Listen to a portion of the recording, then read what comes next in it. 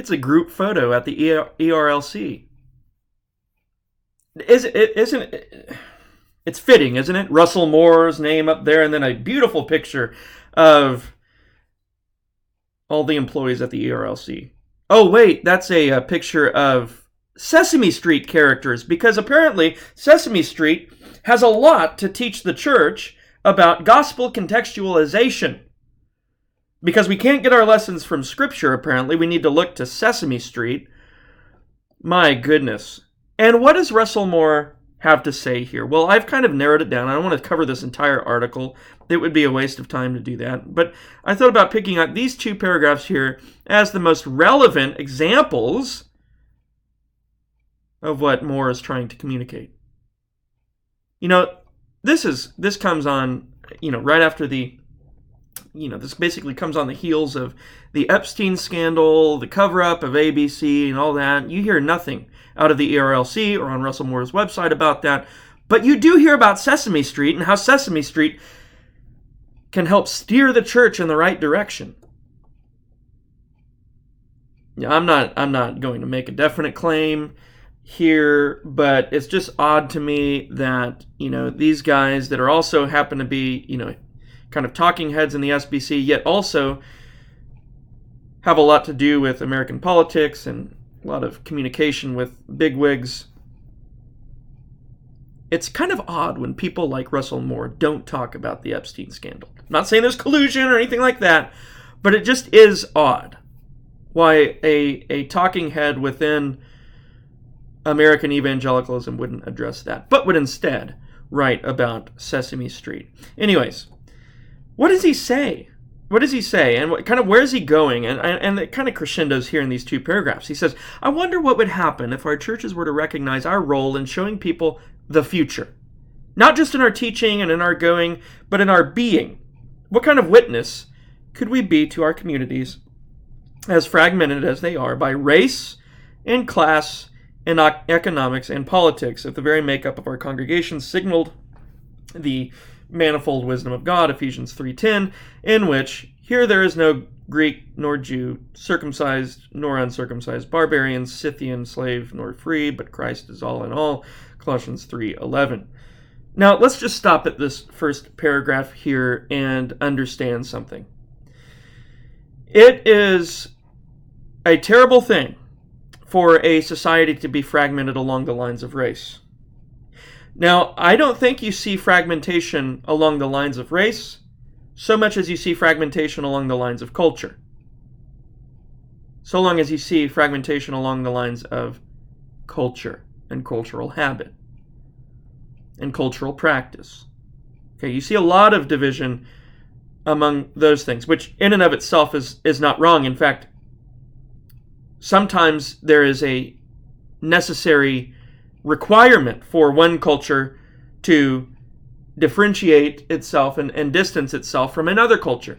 For example, a culture growing out of Christianity and Christian principles in the Bible is going to be different, rightly so, than a culture that grows out of pagan principles, right? Okay? But it would be wrong. I join with Moore in saying it would be wrong. It is wrong for society to fragment itself along lines of race, which unfortunately I think is what actually Moore is trying to do.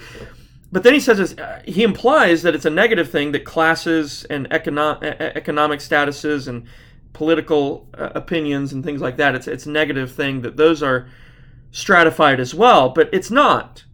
Because this side of glory, here's what these people don't understand, is that this side of glory, class, economics, all of that is always going to be stratified this side of glory. And even in glory, there is going to be a stratification. It's just that our response to it is not going to be tainted with sin, because there's eternal rewards and things of that nature.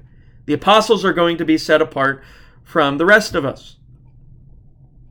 Okay, those who built upon the foundation with precious stones are going to be set apart from those who built upon the foundation with straw.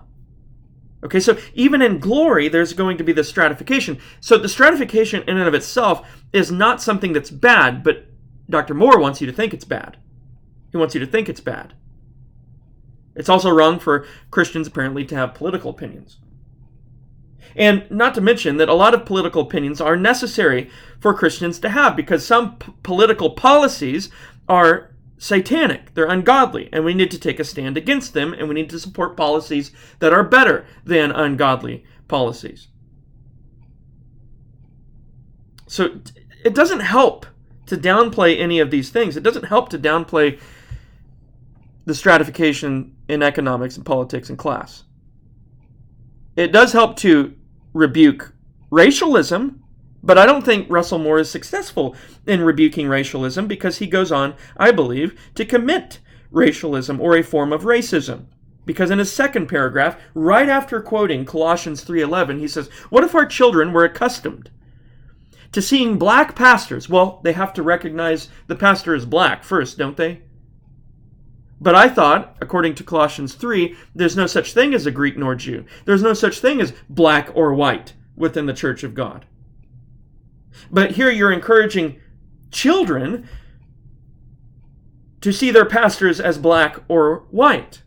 And not only to see them as black or white, but to see it as a good thing to see them as black or white. To see it as a more ideal situation to have a black person pastoring a majority white congregation. I mean, this is affirmative action cloaked in Christianese, basically, is what this is. This is affirmative action cloaked in Christianese. Don't fall for it. This is the bug under the rug. This is Moore's trick that he's sliding under your nose.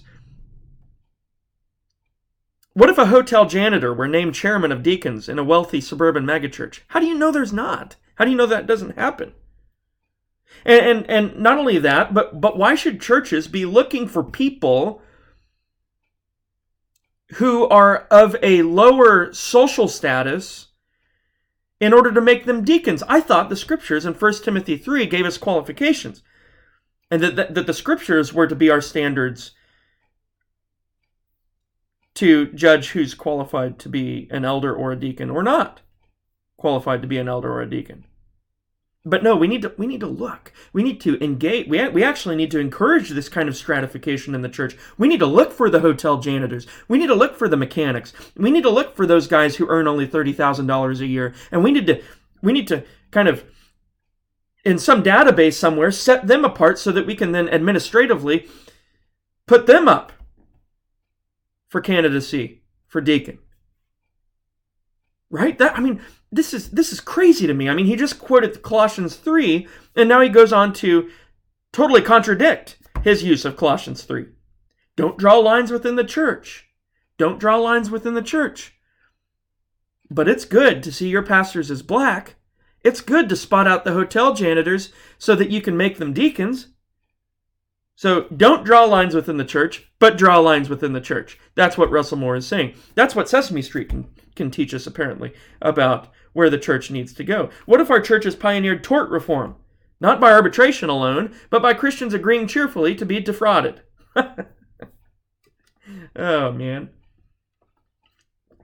Guys, I'm not going to really address this article any further. If this was helpful to you, please, after clicking the subscribe button down below and the bell to get continued notifications of new content, give us a share on social media as well. If you appreciated the content, I would appreciate a thumbs up. If not, give me a thumbs down and let me know why. God bless you guys. Have a wonderful rest of your day.